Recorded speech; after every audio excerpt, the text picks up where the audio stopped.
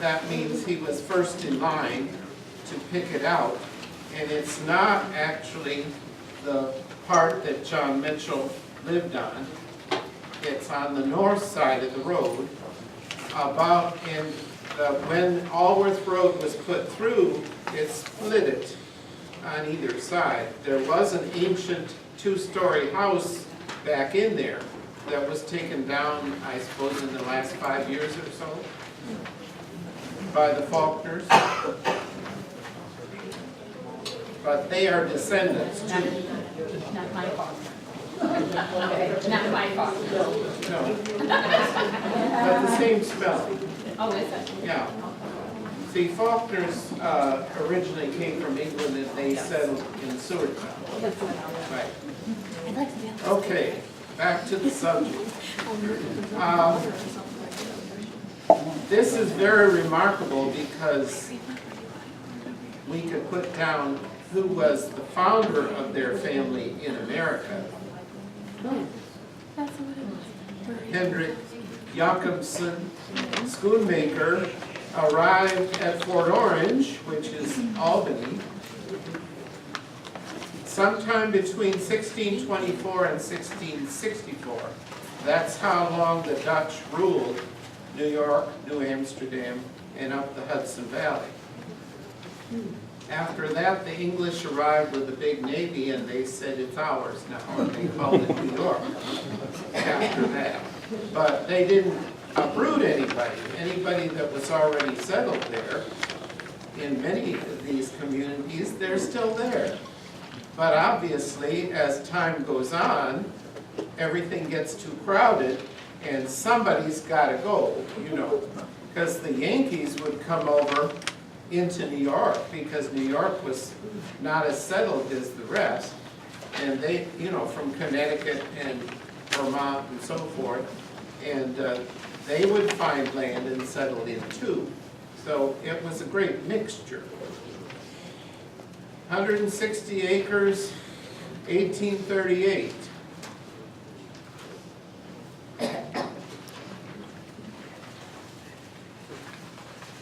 He was in Rockford before he was out there, and that's a little confusing. But he was involved in building a dam over the river. And then and the lady that was pictured in your invitation is Mary Lown. That was his wife.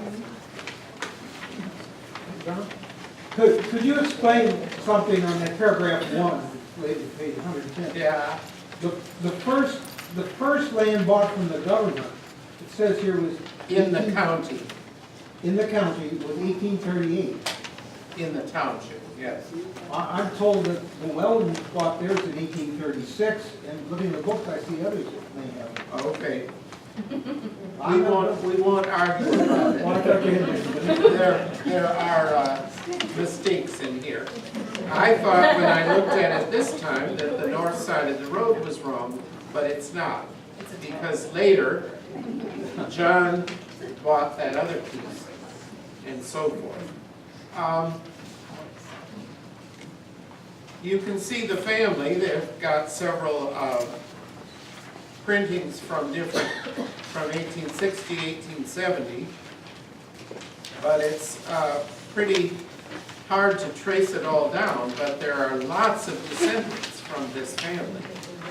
And then if you go beyond, what page? 119 and on, there were all kinds of other schoonmakers here that we couldn't tie to this family. One of them was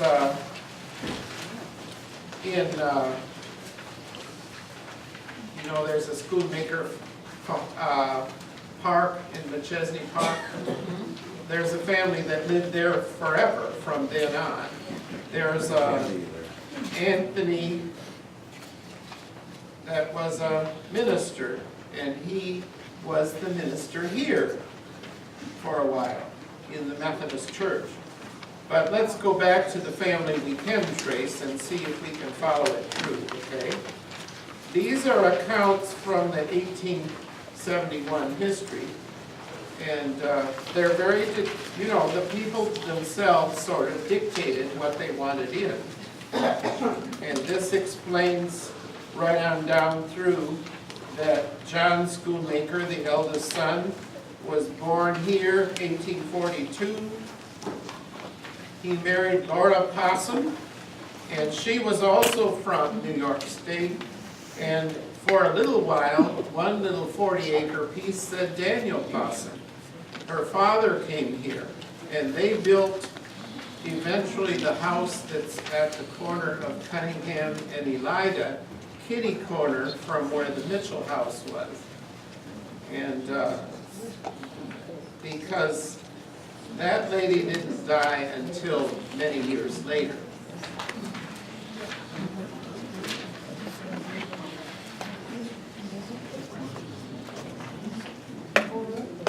Okay, the connection to Mitchell's comes when Ella, their daughter, married John Schoonmaker. She was the oldest of three daughters, and the second one also married a Mitchell.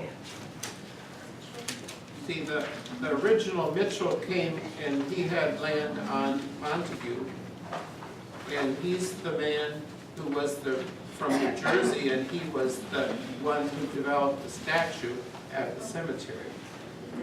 And some of the, Ollie told me he planted all the seedling evergreens that are still, they're finally giving up, but they were there forever.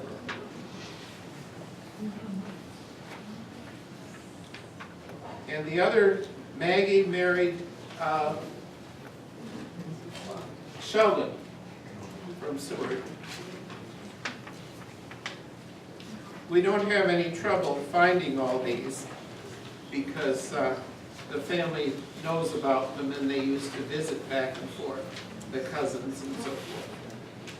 When we moved to Winnebago, there was Schoonmakers north of where my mother lived on the corner. There was the second house north of my mother's was a Schoonmaker at that time, that old bungalow, and I think maybe actually moved it now. But, Right across from here. right across from here.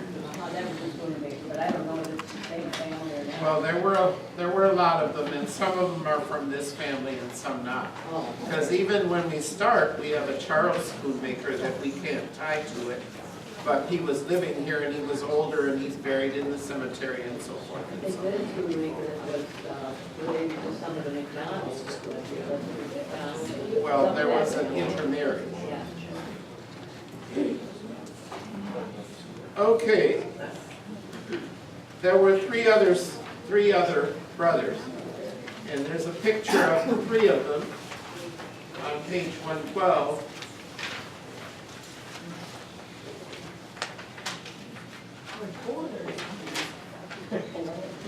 Well, John was one and there were three others. I'm reading from my notes. Okay. The second one, David, was born in 1847. By 1880, he had a farm in Byron, and later they moved to Oklahoma, where land was opened up from the Indian Territory and so forth. Okay, the third one was William H., and he was the one who's continued to live on the original property in that old house. And there are so many different connections because he had 5 daughters.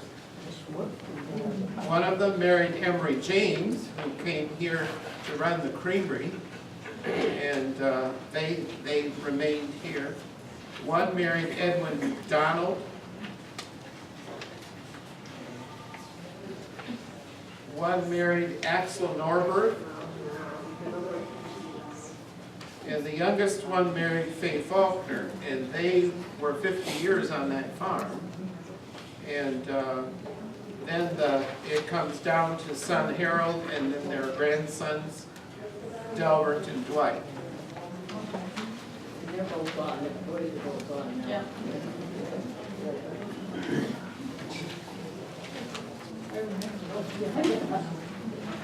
But you can see how these families continue to. Okay, the fourth one was Charles E. He married another Lown like the original lady. And he had a son named Elmer. And that man had a family. But Charles, when he was a widower, lived with Rosanna, who was Hartman McCormick Swigert. And they were married in their 50s and lived in that house on the north edge of the athletic field. And eventually, Elmer lived there too. He was a little bit crippled and he ran a beautiful garden there. Yes.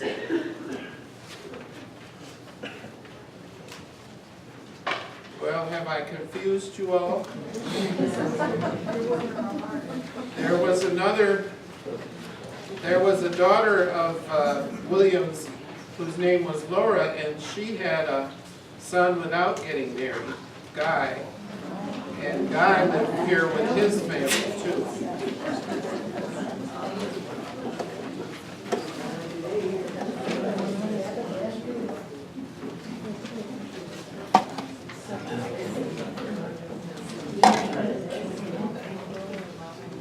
Do I have any responses from all this?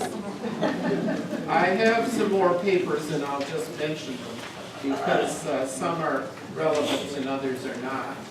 I was given this one by somebody else that was in the Genealogy Society. There you go. I'm good. And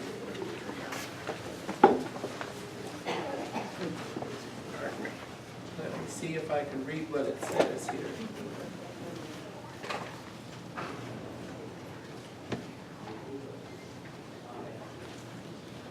Here, I'll read it off.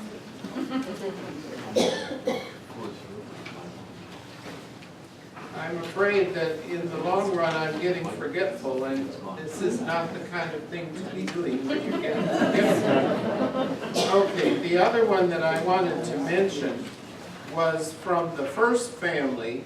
There was a daughter, Cornelia, and she married Edward Hobson. Hobsons were neighbors along Edwardsville Road there. And they lived there for a long time, and a descendant of that family was Fay Hobson, who lived on South Swift Street, and his wife's name is June, and he just died a few years ago. But there was also a daughter of the Hobsons named Bertha, and she married Andrew Nelson. And Andrew Nelson lived on the farm that's where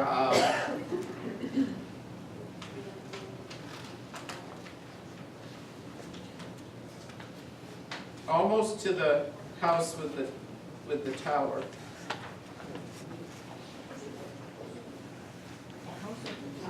On Andrewsville Road there, okay, and they'll both. The one before that, on the other side of the street. Yeah, Louis Nelson, and there was, well, what was somebody, Louis Nelson I know worked for us. Well, there were a whole bunch of them. Yeah, yeah. But the one that told me about it was Kay Parlapiano, Oh, and she was from Rockford.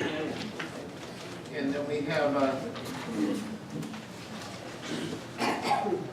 there are a whole bunch of them that are descended from that back.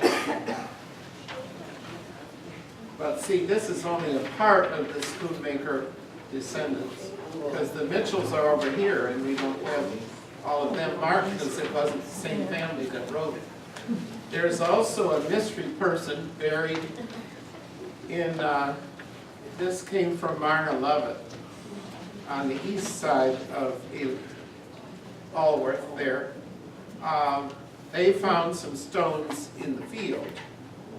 One was Clarissa Morfitt, who died January 3rd, 1853. It was probably earlier than they had cemetery next door there. And the other one was Sarah Schoonmaker, but she can't read the rest of the, but I can't figure out where Sarah fits in our. And then I had one from Sullivan County, New York. They had Henry D. Schoonmaker from Ulster County, and he was involved in a whole bunch of money-raising things, and then he lost all his money, and he moved, and they don't know where he went, but they wrote it. It's not the same one, but that's how you get into all these messes. Jim has some things over on the table. Do you want to tell people what they are, and they can look at them afterwards? Well, there are some items that my great-grandfather John Schoonmaker carried in the Civil War service laying there at the table. And there's also a list of each one of the battles that he fought in.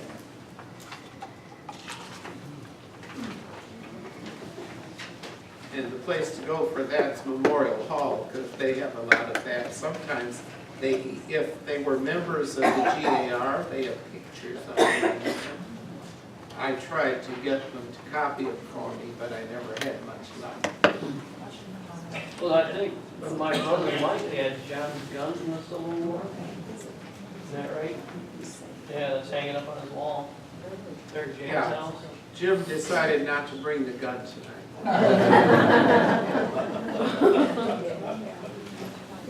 Mine did I did. When I say gun, it's like pistol. I don't carry guns. We hear too much about guns every night. Or something else worse. How many of you have a connection to the Schoonmaker family?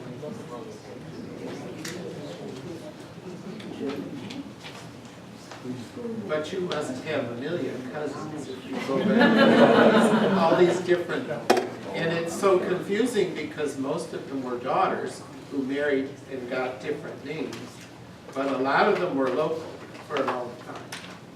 I'm sure if we win the lotto, we'll meet him again. I think so. Only if you don't admit who you are when you get it. Because some of them do it anonymously, don't they? Well, time's flying, so let's turn to the Weldon family.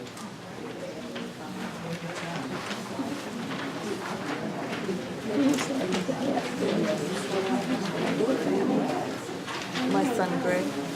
This one is not, we have to say that our books only went through the T's in our files.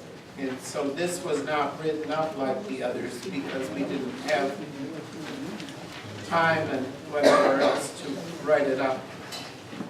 Encouragement, maybe. Okay, so if you turn in here, the first one we read about is Asa Weldon from Yarmouth, and that's on Cape Cod.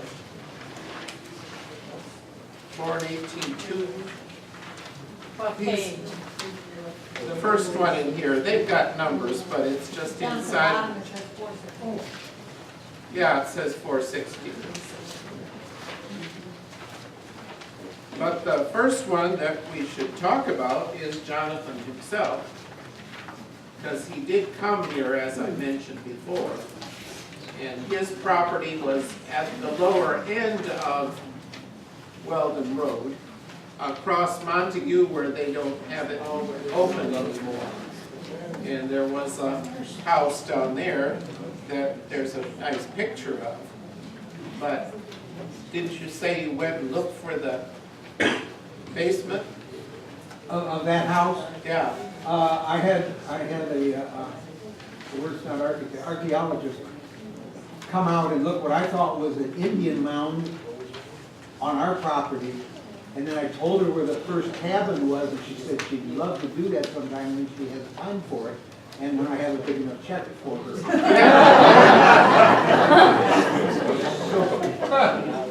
We might be allowed on that property. I never tried it, it's closed off. So. Yeah. Yeah.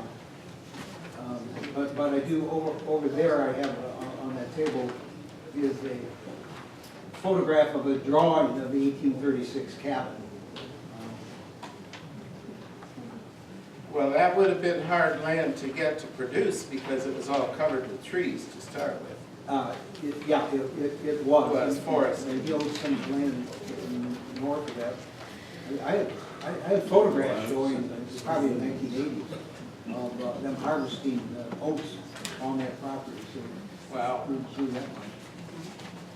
Well, you had to get something to produce right away. Yeah.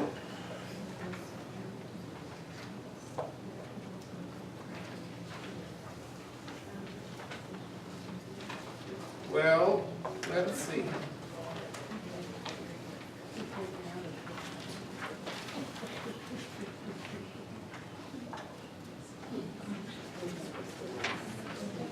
Jonathan died in 1873.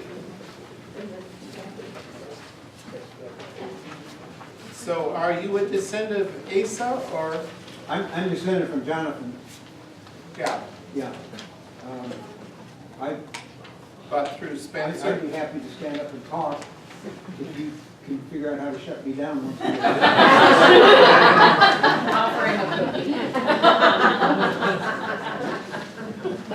You want to sit up here? while. Yeah.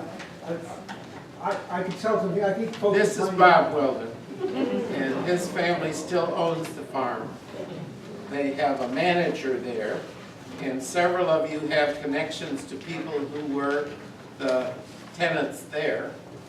Vivian, Lester was a boy there, and Randy Brower and his wife were there later. And they own two farms. The other one's where the Tedricks live on Kelly Road. And all of that is part of the farm operation. I'll let you come up here for a while. I'll interrupt you instead of. And John, I'm glad you only got to the T's because you won't necessarily know if everything I tell is the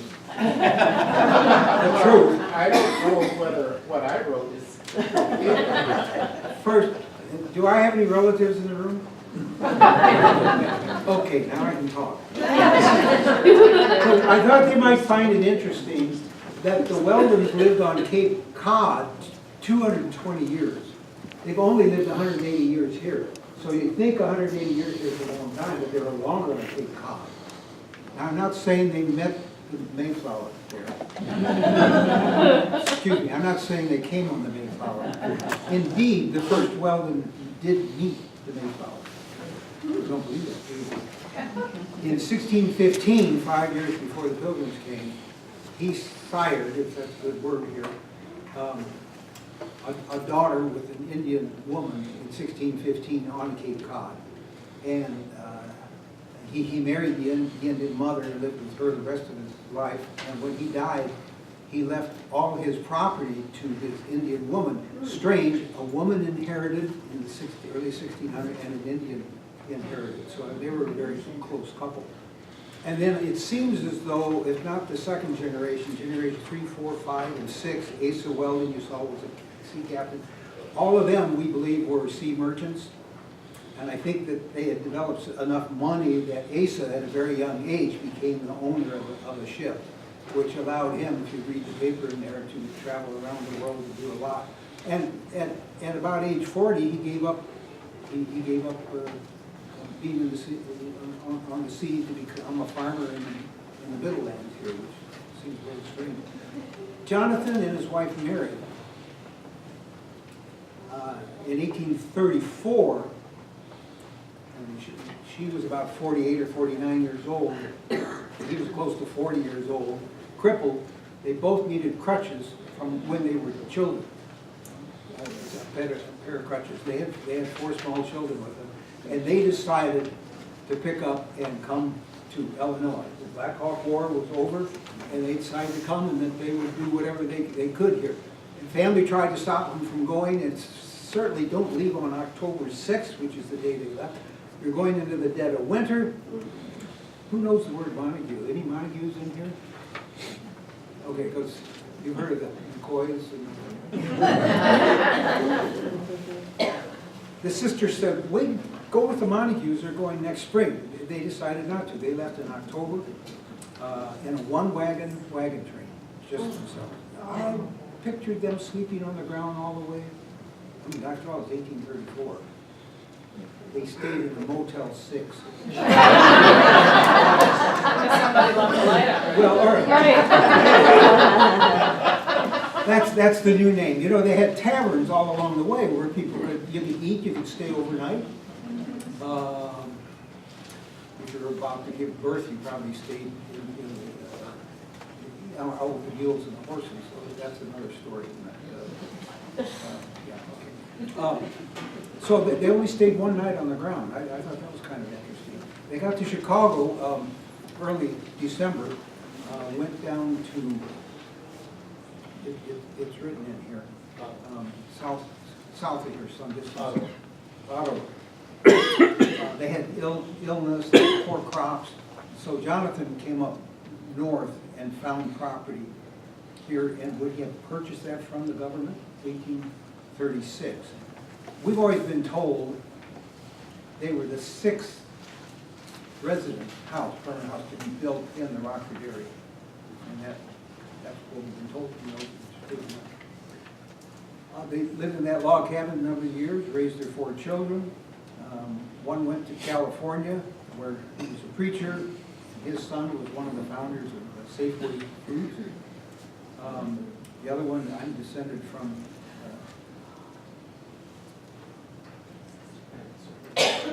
Jennifer, I know who I'm descended from.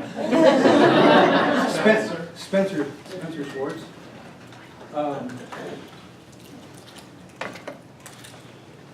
Who built the farm with the red building. Interesting fact is when the log cabin was torn down, approximately 1916, large logs were shipped out to California, and the man that made so much money at Safeway Foods, he built a house and he used those cabs as beams up in the ceiling of his house, which was kind of fun thing to do. And then, as I understand, about 1929, he went bankrupt, so things come and go. How many heard about the tar and feathering of Jonathan? You want me to get?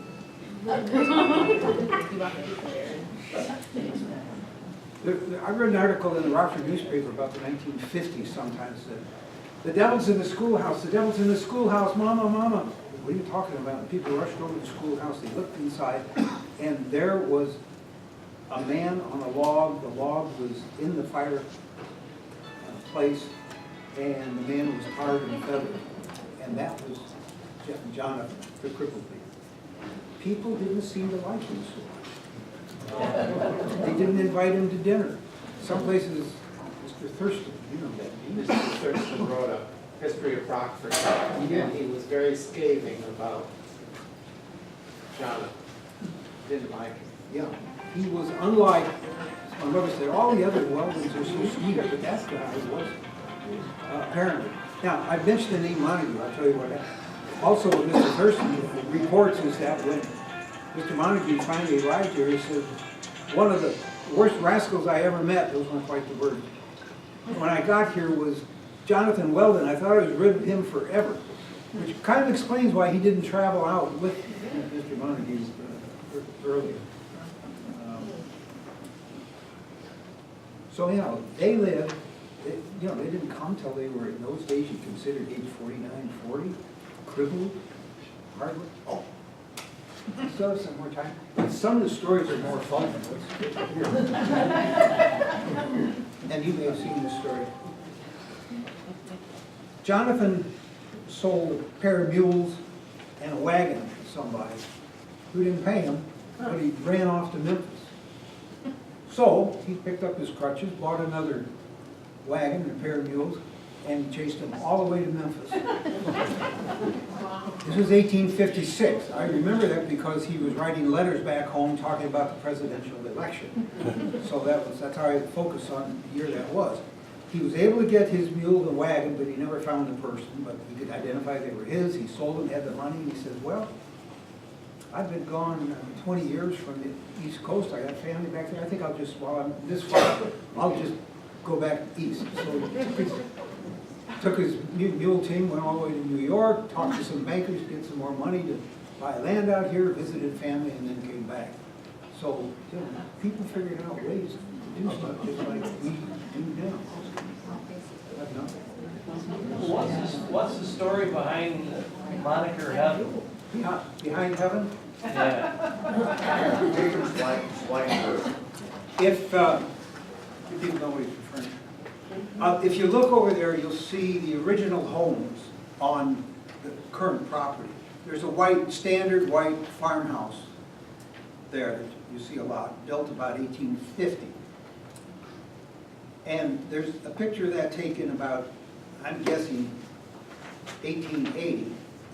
And then in 1883, I'm telling by the size of the trees, only 3 years later, there's that very large red house. My very religious thinking great-grandfather, Spencer, believed Mr. Schweinforth when Mr. Schweinforth, who was at a church down in Byron, came forth and said, convinced him that Schweinforth was the Lord, Jesus was God, give everything that you want to it. He was empowered by Mrs. Beekman, who had passed away, and when she didn't rise in 3 days, Byron made her people bury her, but he stepped forward and said he had all that power.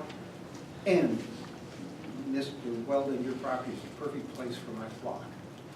So I've been told he turned the property over to them, and that the church people built that building. And it was labeled Heaven. It was the Church Triumphant. If you go on the web, put in Church Triumphant, Heaven, Schweinfurt, Rockford, you'll get so much information. And that was before the days of fake news, so you can trust it.